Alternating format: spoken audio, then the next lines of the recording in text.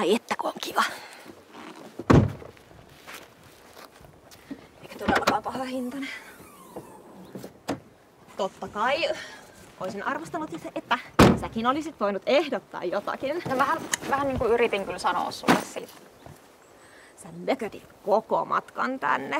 Et voisit hei perustua pikkusen, niin saadaan ihan kiva reissu. Meinasit sä oikeasti jäädä siihen odottaa koko päiväksi?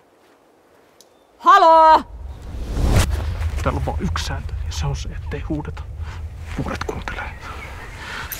Huoneen yläkerrassa. Ja mun sääntö on sulle se, että älä saatana koske muhun. Tuu Aino!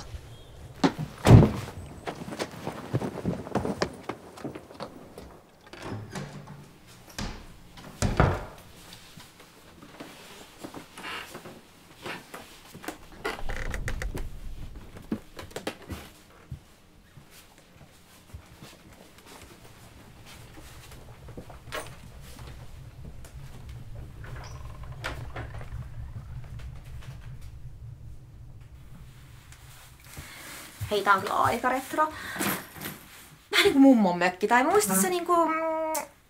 se mun serkun mökin siellä Sveitsissä. Niin siis se reissu, kun meidän piti mennä sinne mun kaverin mökille. Niin, eli kun ehkä me oltiin menossa jonnekin sun kaverin mökille, kun sä et ollut edes varma, että ollaanko me edes menossa minnekään. No mut nyt mä oon aika varma, että meidän kansis ehkä lähtee kotiin, kun se äijäkin oli aika epäilyttävä. Niin, elikkä joku perversi pappa, niin anti olla. Miksi käski meidän ole ihan hiljaa? No kai se on joku vuoristoerakko, joka vihaa meteliä.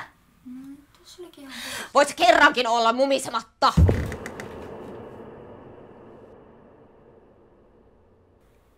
Ehkä se on se äijä meidän lakanoidenkaan.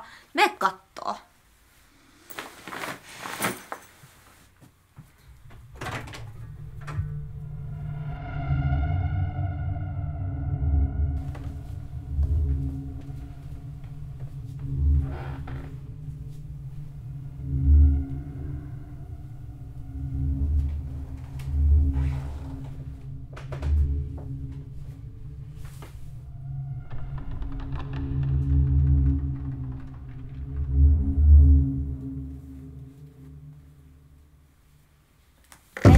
Löytyy. Älä taas viitsi tällaista. Tää on tätä ihan joka kerta. Tää on aina tätä ihan samaa, kun mä yritän järjestää jotakin kivaa.